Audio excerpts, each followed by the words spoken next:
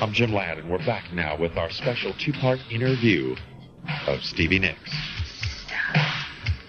And Sister Honey, was this inspired by someone you know, Sister?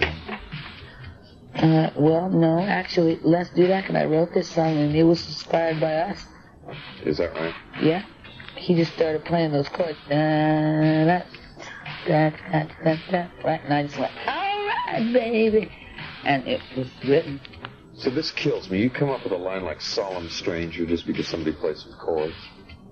Well, and he's playing live, though, in my living room. Yeah, I know, but I mean... He's going, and he's playing real, not only live, but loud.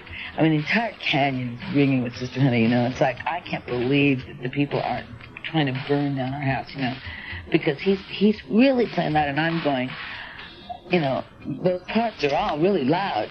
Come back, Solemn Stranger. It's the last chance that it's like I'm screaming, And, it just does,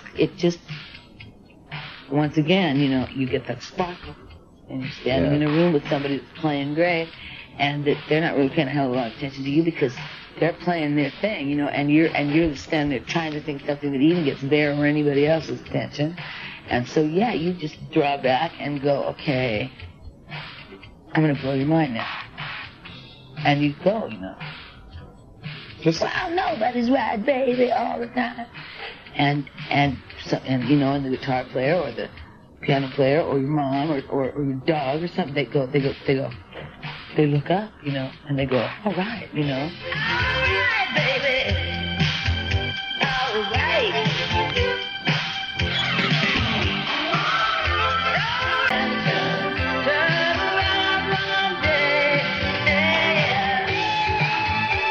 Now, did you write all the lyrics for this?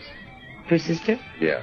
All except for the second verse, which Les walked over to me knowing it was a soft touch and handed me like 6 lines, and I went like, you're not serious, I'm not trying to sing these, right? And just because I love Les and because I thought, all right, I'll do that baby for you.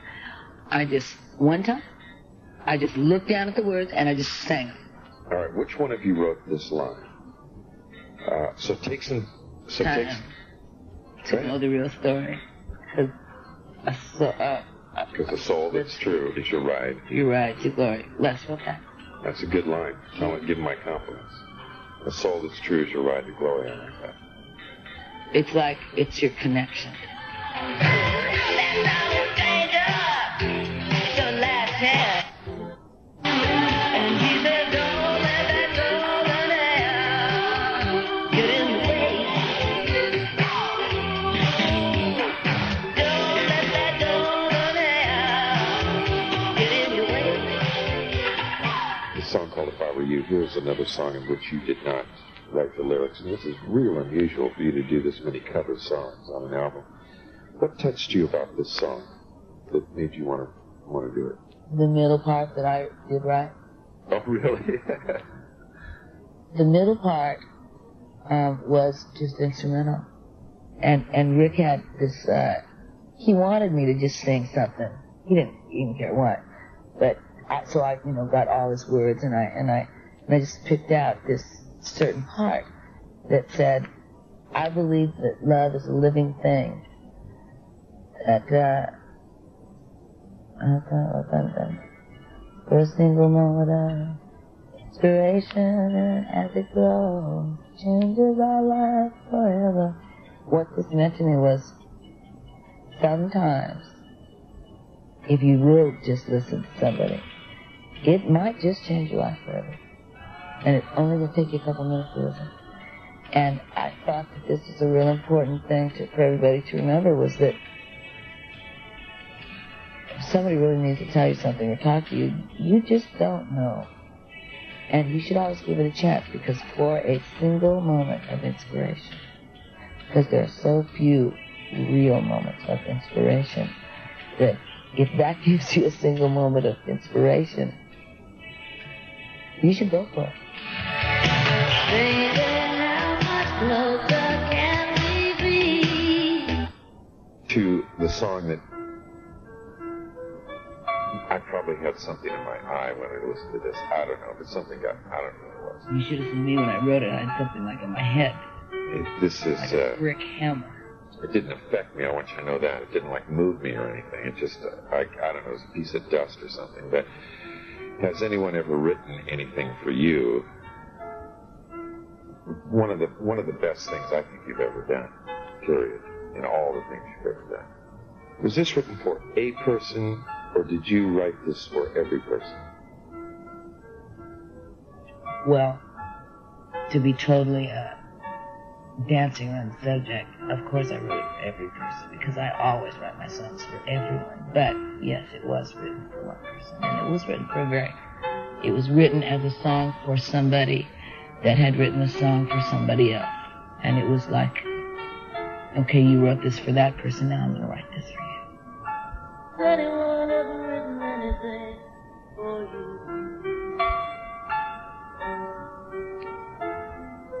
Now you down. Have you ever?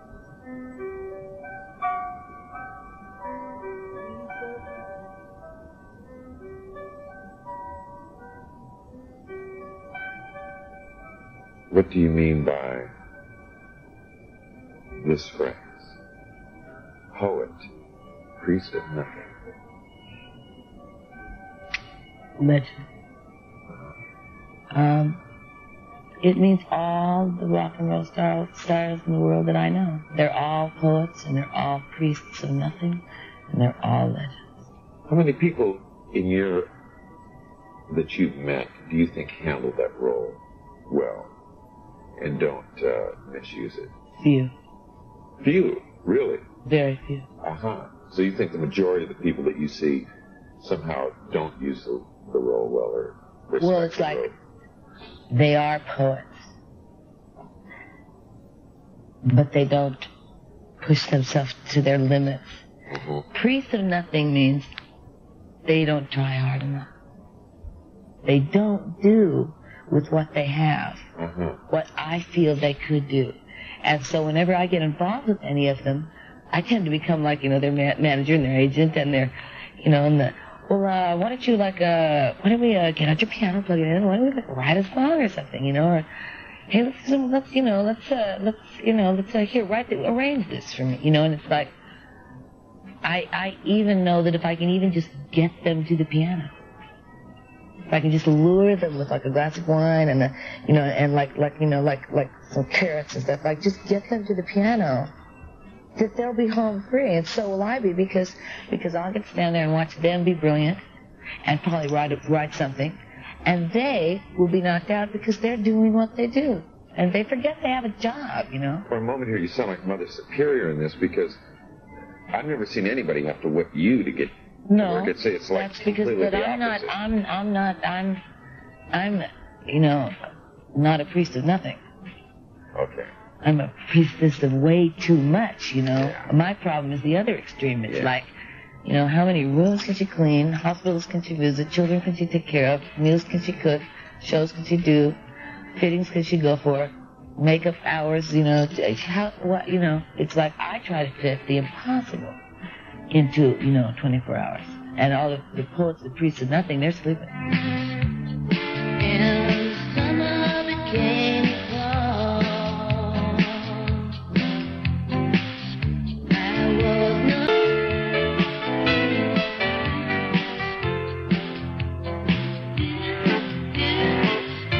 Well, I hope you enjoyed the first part of our two-part special interview with Stevie Nicks, and that you'll be sure to join us next week, same time and same frequency, for part 2 of our interview with this most special rock and roll gypsy.